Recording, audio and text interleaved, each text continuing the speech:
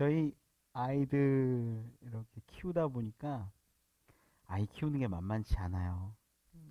요즘에는 둘째 아이랑 셋째 아이가 자주 싸웁니다. 셋째 아이가 안 져요. 끝까지 이기려고 합니다. 왜 싸우는가 이렇게 가만히 보면 장난감 때문에 싸울 때가 많아요. 둘째가 갖고 노는 게 재밌어 보이고 형 거 부러우니까 잠깐 안 볼 때 슉 가져가는 거죠. 그리고 자기 거래요. 야, 안 돼. 형 거야. 형한테 도로 줘야지. 형 거 그렇게 뺏는 거 아니야. 끝까지 안 뺏기려고 합니다. 둘째한테도 한번 물어봅니다. 야, 동생한테 좀 양보하면 안 되겠니? 둘째도 양보 못 하겠대요. 끝까지 싸울 때 어떻게 해야 될까요? 제가 이렇게 보니까 어, 싸우는 그 시기가 제가 좀 예민해지는 시기가 밥 먹기 직전이더라고요. 야, 내놔. 장난감 내놔. 딱 이제 뒤에다가 놓고 밥 먹고 놀자.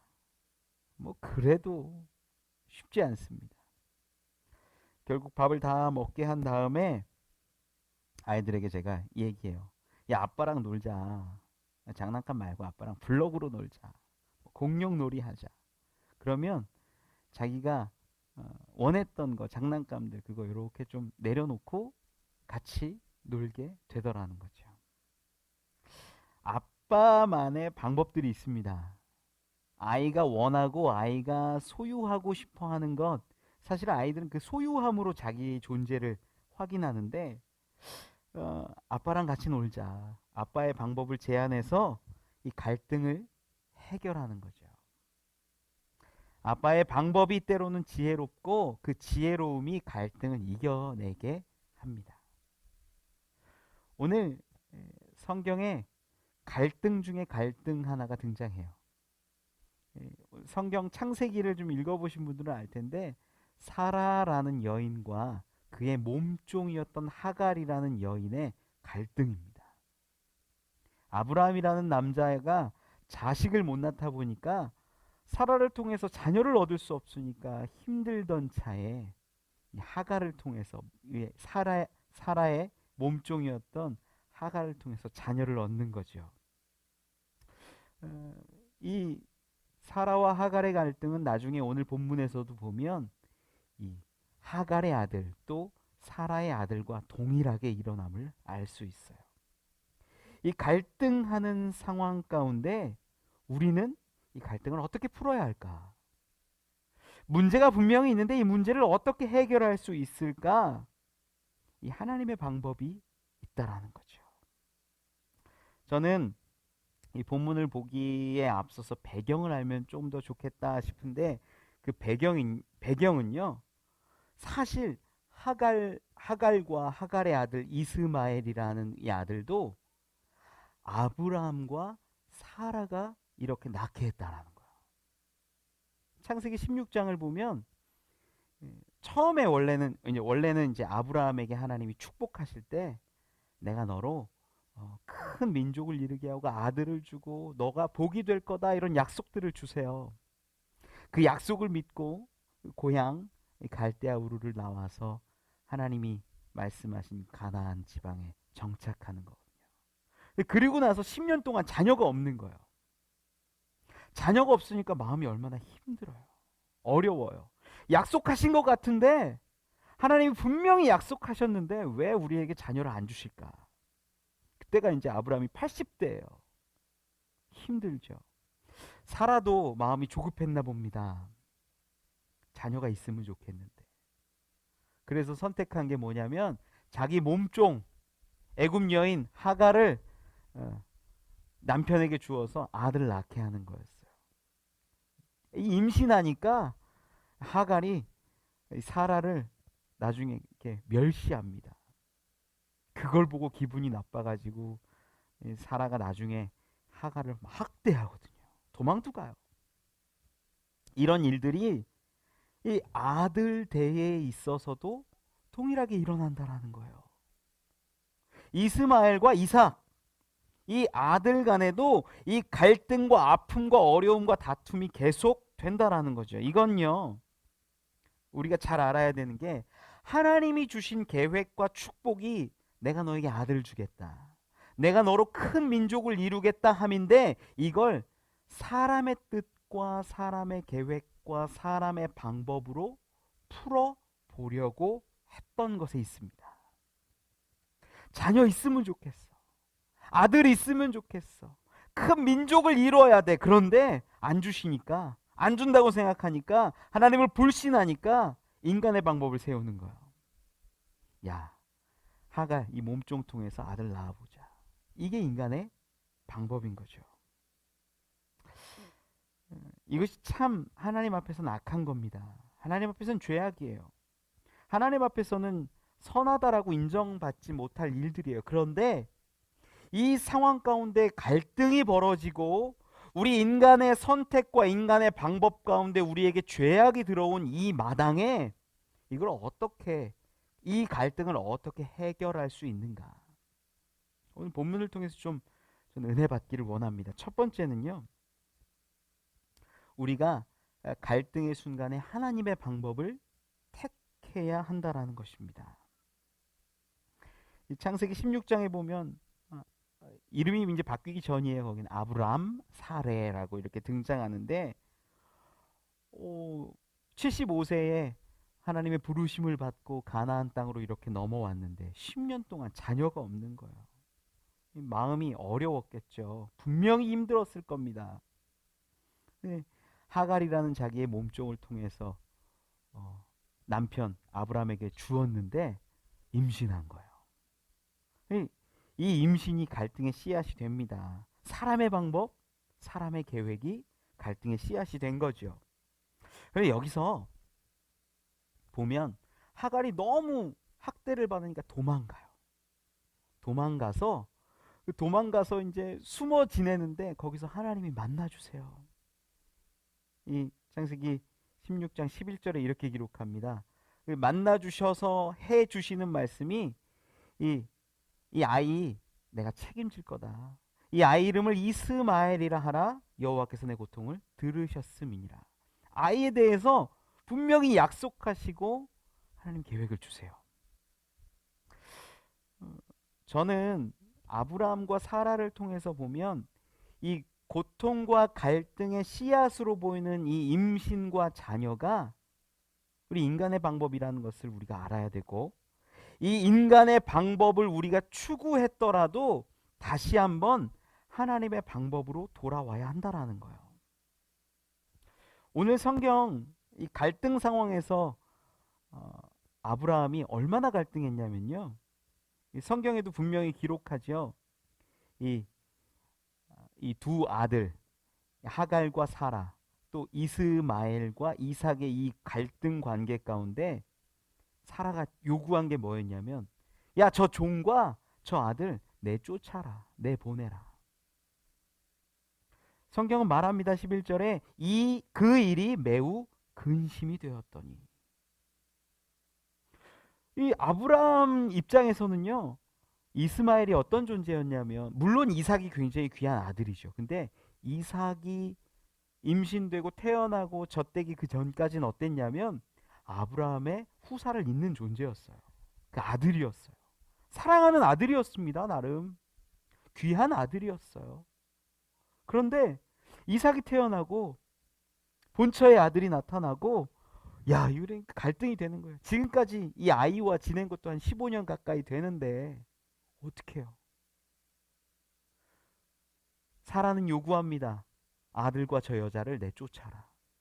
이 마음 가운데 근심되는 거예요. 힘든 거예요. 결정하지 못하는 거예요.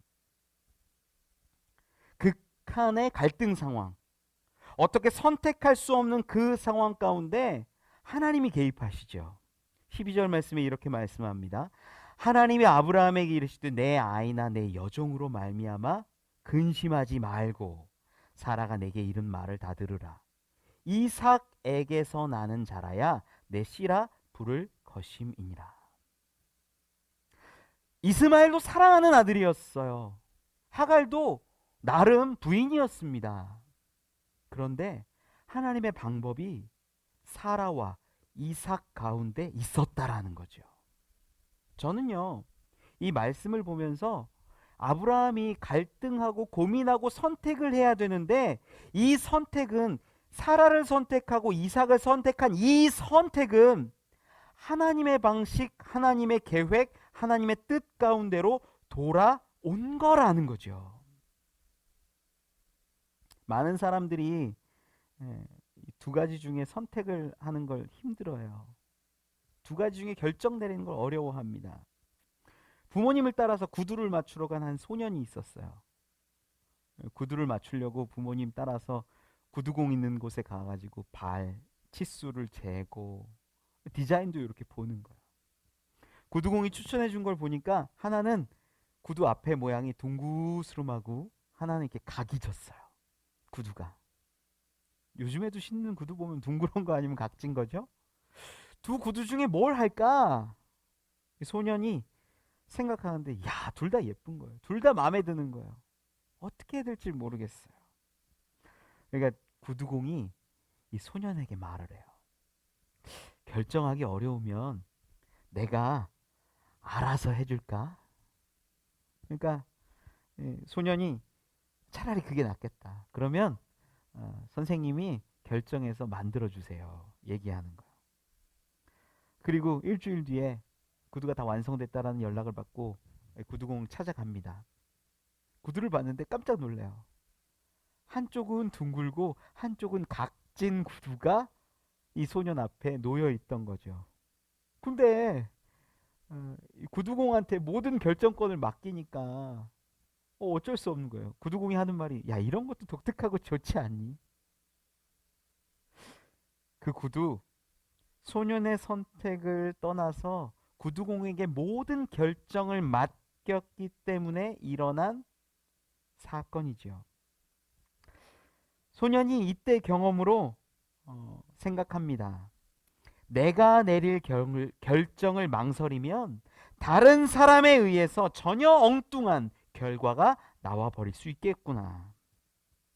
아무리 어려운 상황에서도 결정을 내리는 일을 내가 미루지 말아야겠다. 이 소년이 로널드 레이건이라는 미국의 옛 대통령입니다. 우리도 세상을 살아갈 때 세상과 하나님의 일 가운데 선택할 때가 있어요. 내가 결정을 못하면 육신이 원하는 쪽으로 흘러가기가 너무나 쉽습니다. 우리가 무언가를 선택해야 할 그때 뭐 아이스크림을 A를 선택하냐 B를 선택하냐 이런 거는 굉장히 쉽죠. 그리고 실수해도 문제가 되지 않아요. 다시 사면 돼요. 다시 먹으면 돼요. 그런데 내 삶에 있어서 중요한 일일수록 큰 영향을 미치는 문제일수록 우리가 어떻게 해야 합니까? 어떤 사람들은요, 중요한 판단과 결정일수록 신중해야 한다라고 말해요. 옳은 것 같죠? 아닙니다. 중요한 판단과 결정일수록 인간의 방법이 아니라 하나님의 방법, 하나님의 계획을 쫓아야 함을 여러분 믿으시기 바랍니다. 우리는 A와 B로 고민해요. 하지만 하나님은요, 하나님의 방법, 하나님의 뜻, 하나님을 따라서 오기를 원하신다라는 거예요. 아브라함은요, 하나님의 약속을 받았어요. 내가 너로 큰 민족을 이루게 하겠다. 목적을 바라보는데 목적이 이루어지지 않는 것 같고 하나님을 불신하기 시작하니까 그때부터 뭐 하냐면 인간의 방법을 찾기 시작하는 거예요. 하갈을 통해서 자녀를 낳아볼까? 아들을 얻어볼까? 그게 인간의 방법이고 인간의 뜻이요, 인간의 역사였다라는 겁니다. 이게 하나님 앞에 죄악이에요. 나중에 아브라함은 다시 사라를 통해서 이삭을 통해서 하나님이 이루실 것들을 꿈꿉니다. 이게 하나님의 방법으로의 회귀입니다. 저는 여러분들이요, 어떤 선택이든 어떤 결정이든 해야 할 그때 하나님의 방법을 택하기를 원합니다. 우리는 얼마나 많이 양쪽을 잘 이루어가길 원해요. 야, 옛날 뭐 아브라함의 기준에서 보면 야, 어떻게 하면 이삭도 좀 데리고 있고 이스마엘도 데리고 있으면 좋지 않을까? 야, 이게 윈윈 아닐까? 야, 이삭이 더 예뻐? 이스마엘이 더 예뻐? 야, 이스마엘은 15년간 나랑 함께 지냈는데 이 정이 있지. 사라? 그래. 귀한 내 아내야. 하갈도 나에게 헌신했잖아. 그런 생각이 드니까, 사람의 생각들이 드니까 매우 근심했다라고 성경도 말하는 거예요. 우리 안에요, 수많은 근심과 염려와 선택의 순간들이 찾아와요. 근데 여러분, 기억하십시오. 하나님의 방식을 찾고 하나님의 방식으로 나아가는 게 정답입니다. 인간의 방식은 자꾸 조화시키려고 해요. 야, 하나님 나라에서도 부자로 살고 이 땅에서도 부자로 살고, 하나님께 사랑받고 축복받고 이 땅에서도 내가 누리고 싶은 거 다 누리고. 여러분, 하나님의 뜻과 하나님의 계획은 우리의 생각과 계획과 다릅니다. 오직 하나님의 뜻을 따라 나아가는 것이 하나님의 기쁨이요, 그것이 선입니다. 내 계획, 내 판단, 내 선택을 두지 마세요. 그것이 갈등을 불러오고 죄악에 이르게 하며 큰 문제를 일으킵니다. 다시 한번 기억하십시오. 우리 가운데 수많은 결정의 순간에 신중하기보다 더 중요한 것은 하나님의 뜻을 따르는가? 내 이익이나 내 유익보다 하나님을 더 영광되게 하는가? 하나님이 주신 그 길과 하나님이 주신 방법인가? 하나님의 방법을 선택하는 저와 여러분 되시기를 축원합니다. 두 번째 은혜 나누기 원하는 것은요, 하갈의 간구를 들으셨다라는 거예요. 하갈을 생각하면 좀 나쁜 여인처럼 보여요. 우리가 성경을 주인공적 관점에서 많이 보거든요. 아브라함의 관점에서 보게 되고 다윗의 관점에서 보게 되고, 우리가 블레셋의 관점에서 다윗을 바라보진 않잖아요. 하갈도 마찬가지입니다. 사라 입장에서는요, 야, 내 몸종을 남편에게 주어서 아들을 얻고자 했는데, 야, 이 몸종이 임신하더니 갑자기 내가 시킨 걸 다 안 해. 기분이 나쁜 거예요. 창세기 16장에 보면은 아브라함에게 따지는 장면이 나와요. 사라가, 이 모욕을 당신이 받아야 된다.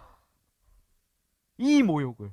얼마나 모욕감을 느꼈어요. 내 몸종이었는데 임신했다는 이유로 자기 마음대로 자기 뜻대로 살아가는 거예요. 얼마나 속상했겠어요. 우리가 보통 성경을 읽으면서 이런 관점들을 많이 갖게 되지요. 그런데 하갈의 관점에서 보면 좀 달라져요. 요즘에 임신한 여인들이 왕 중에 왕입니다. 임신하면 다 해줘야 돼요. 뭐 하나라도 어려울까, 문제 생길까. 하갈도 한번 생각을 해보세요. 하갈도 임신하니까 아마 아브라함이 떠받들지 않았겠어요. 그래, 임신하고 입덧하고 이러면 그래, 야, 너의 원래 주인 사라, 좀 섬기지 마, 쉬어 좀, 얘기하지 않았겠어요. 하갈, 아마 그런 모습들이 눈에 가시처럼 여겨지고 사라가 미워했는지도 몰라요.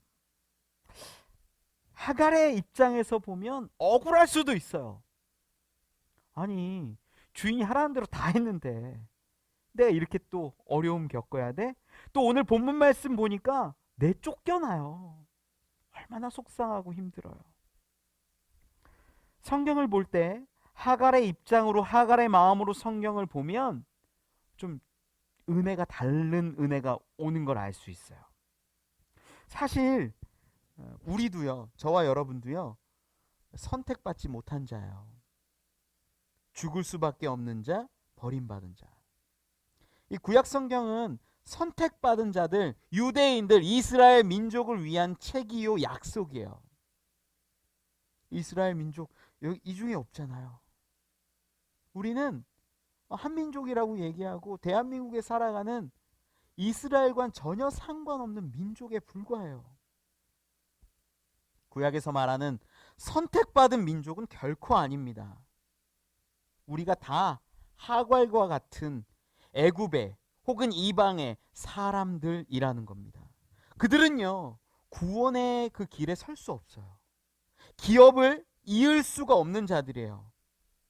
예수님도 성경에 이르기를 마태복음 1장 21절에 아들을 낳으리니 이름을 예수라 하라. 이는 그가 자기 백성을 그들의 죄에서 구원할 자이심이라.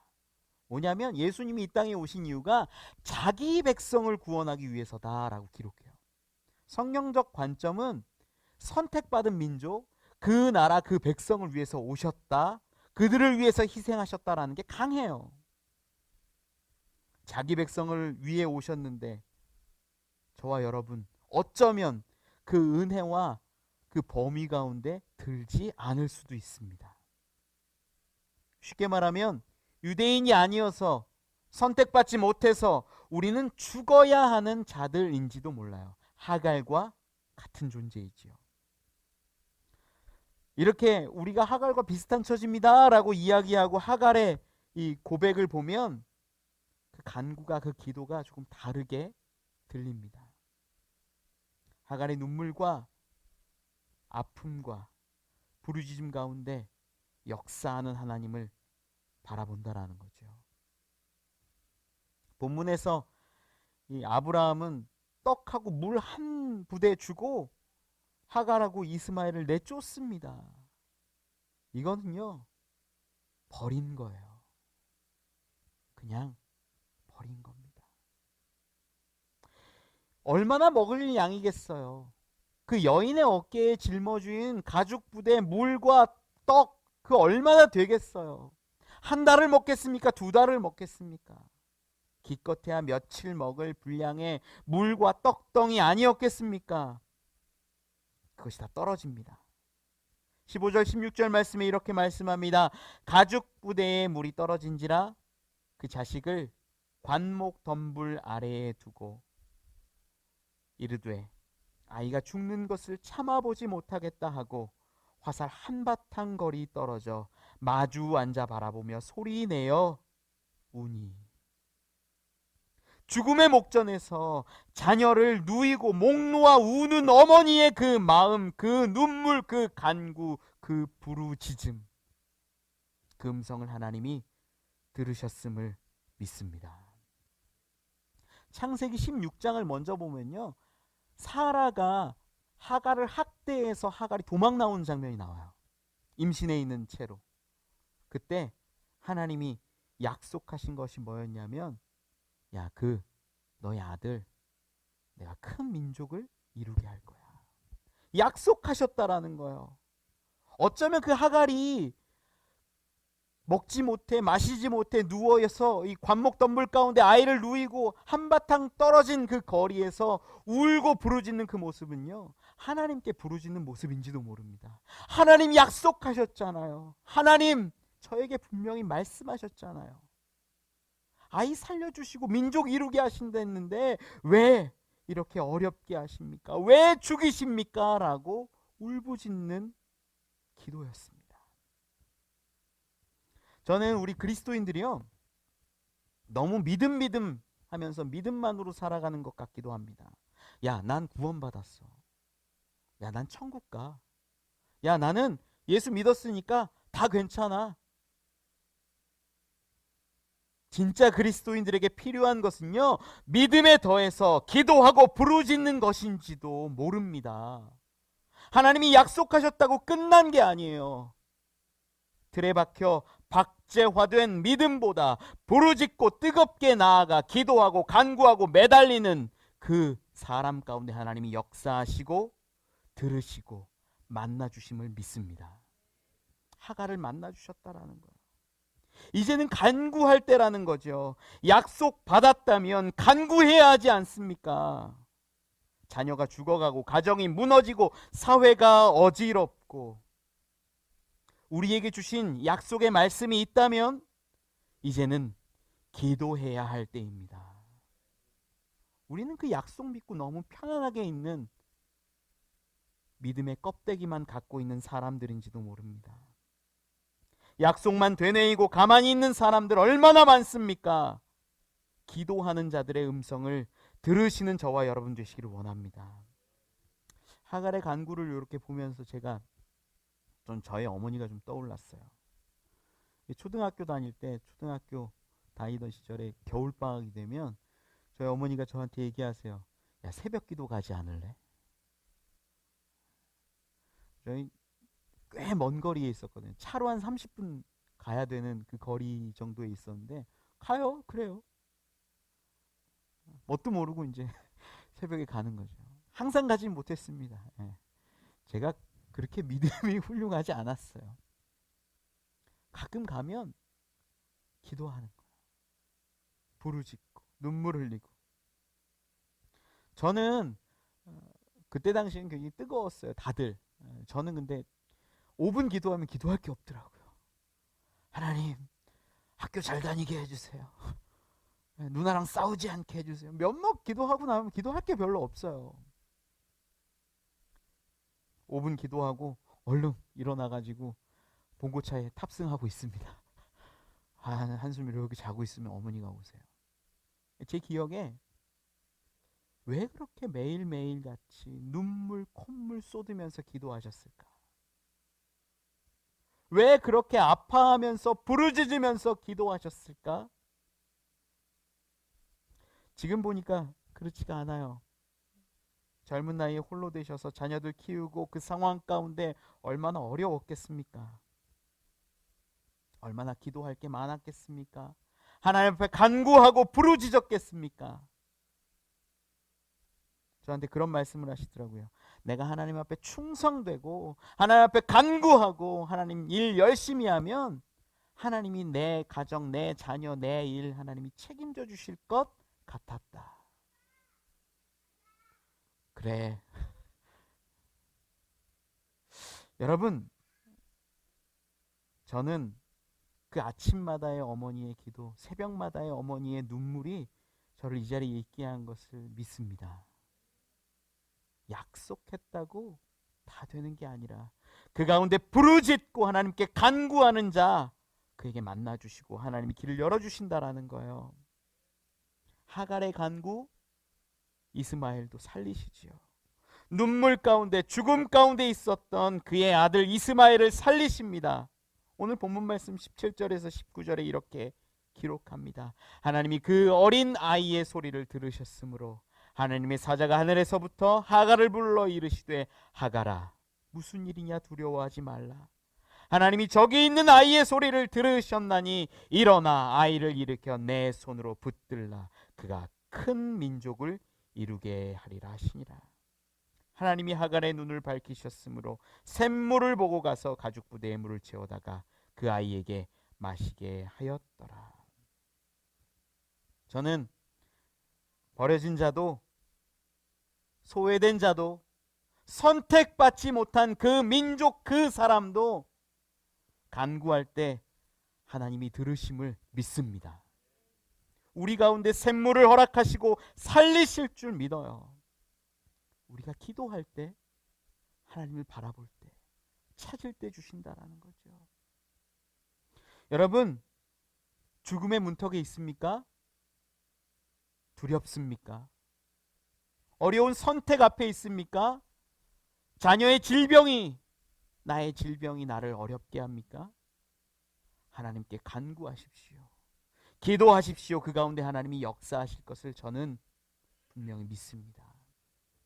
마지막 은혜 나누기를 원하는 것은요, 하나님은 모든 것을 회복시키시고 살리신다라는 거예요.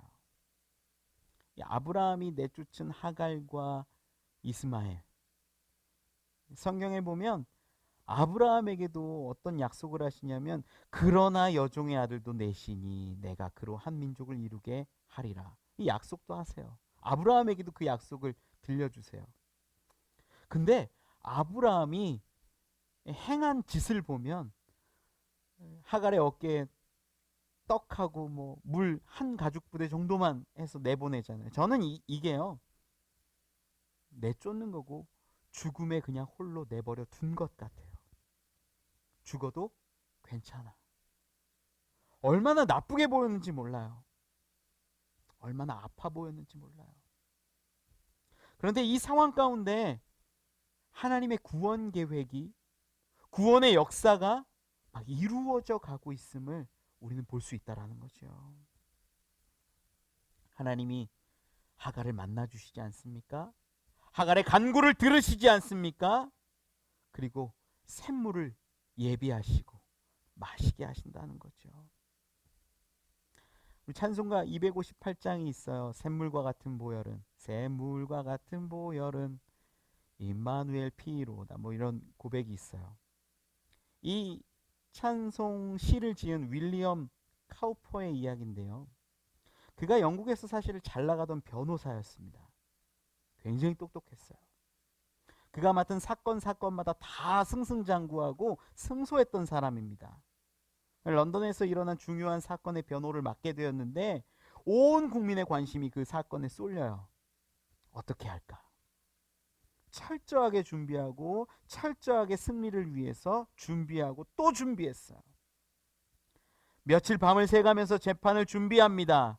그런데 과도한 긴장, 피로 이런 것 때문에 재판하던 도중에 기절해버려요. 이 사건으로 그가 쌓았던 모든 명성 다 잃어버립니다. 두려움 때문에 법정에 설 수가 없게 돼요. 어떤 기록에 의하면 정신분열의 공황장애까지 생겨서 폐인이 되었다라고 말합니다. 화려했던 과거를 생각하면 지금의 모습을 견딜 수가 없고 자살 시도도 여러 차례 했다고 합니다. 그러던 중에 예수님을 전하는 어떤 사람을 만나게 돼요. 희망을 품습니다. 그런데 예전의 모습까지 돌아오기까지는 10년이 넘게 걸려요. 예수님을 믿었는데도 불안하고, 예수님을 알고 예수님이 나를 구원하셨다라는 걸 아는데도 자살 시도까지 계속하는 사람이었다라는 거예요. 그런데 예수님은 그를 포기하지 않으세요. 나중에 10년이 넘어서 그가 작가로 새로운 인생을 다시 시작하게 되었을 때 그는 하나님을 찬양합니다. 그가 정하게 되고 깨끗하게 됐음을 선포하고 하나님의 그 놀라운 은혜를 노래하는 자가 됩니다. 세상이 우리를 버리고 세상이 우리를 몰라줘도, 이웃이, 형제가 나를 버리고 미워하고 떠나가도 하나님은 한 영혼을, 저와 여러분을 포기하지 않으심을 믿습니다. 이건 얼마나 크고 놀라운 은혜인지 몰라요. 아브라함은 하갈을 버렸을지 몰라도, 아브라함은 이스라엘을 내쳤을지 몰라도, 죽음에 이르기까지 그렇게 내팽개쳐버렸지만 하나님이 그 하갈과 이스마엘을 거두신다라는 거예요. 예수 그리스도를 이 땅에 보내신 이유가 우리를 사랑하신다는 그 표현, 우리를 포기하지 않으신다라는 그 확증됨을 저는 믿습니다. 죽음에 이르지 않기 위해, 살리기 위해 예수님을 우리 가운데 보내주셨어요. 저는 엊그제 교회는 고강도 사회적 거리두기를 한다라는 문자를 이렇게 구청에서 받았어요. 마음이 굉장히 어렵더라고요. 야, 이게 참 힘들다. 성도들이 성장하는 건 둘째치고 자기의 믿음도 유지하기 참 힘든 세상 가운데 하나님을 바라볼 수 있는 기회조차 이렇게 제한되고 어렵구나. 저한테 뭐라고 한 사람 한마디도 없는데 마음이 너무 어려운 거예요. 야, 목회라는 게 참 어렵구나. 차라리 설교는 쉽다라는 생각도 들었어요. 설교는 이 성경이 다 예수 그리스도잖아요. 예수 그리스도 전하면 되니까 잘하고 못하고를 떠나서 복음, 진리 그것만 전하면 되니까 하면 되는데, 사람 관계는 조금만 더 노력하면 되는데 이 세상이 옥죄어오고 어렵게 하고 힘들게 하는 거, 이거 참 어렵구나. 근데 저에게 주시는 마음이 뭐였냐면, 하나님은 포기하지 않으신다라는 그 말씀이었어요. 하나님이 포기하지 않으시면요, 내가 내 방법을 포기하는 것이 맞습니다. 내 아픔, 내 눈물을 포기하는 것이 맞습니다. 세상 모든 민족이 구원을 얻기까지 쉬지 않으시는 하나님. 하나님은요, 포기하지 않으세요. 하나님은 살리시기를 원하고, 하나님이 택하시고 그 죽어가는 자를 살리시기를 분명히 원한다라는 겁니다. 저는 아브라함에게 약속하신 한 가지 약속을 또한 기억합니다. 창세기 12장 3절의 말씀인데요, 너를 축복하는 자에게는 내가 복을 내리고 너를 저주하는 자에게는 내가 저주하리니 땅의 모든 족속이 너로 말미암아 복을 얻을 것이라 하신지라. 아브라함의 후사가 이스마엘도 하갈도 그에 속하여서 민족을 이루게 된다는 것을 저는 믿습니다. 모든 민족을 향한 구원의 역사, 구함의 사역이 있는 줄 저는 믿습니다. 버려졌던 사람, 죄인 되었던 사람까지도 모두 부르셔서 하나님의 나라의 생명에 이르게 함을 저는 믿습니다. 모든 사람들이 미워했던 사람 중에 삭개오라는 사람도 있었어요. 이 삭개오라는 사람 다 손가락질했어요. 그와 상종하지도 않았어요. 그랬던 삭개오에게 예수님이 말씀하십니다. 오늘 구원이 이 집에 이르렀으니 이 사람도 아브라함의 자손이미로다.